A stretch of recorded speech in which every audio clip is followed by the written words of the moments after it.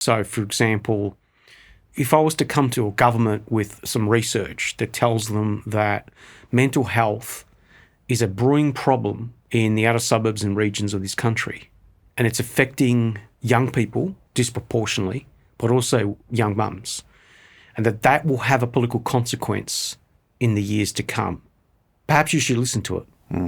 But they don't, because they don't see an immediate political sugar hit. It won't be my problem. I won't have to wear the consequences of that. I won't be around, right? That's where polling is really useful. Where it's not useful in terms of public discussion and I would say the way that politics is reported and how the political class respond is that it's, oh, look, Labor's primary vote is increased by 1%. Therefore, something must have happened. No, it's probably data noise. And so polling is a diagnostic tool. It's not a fortune cookie.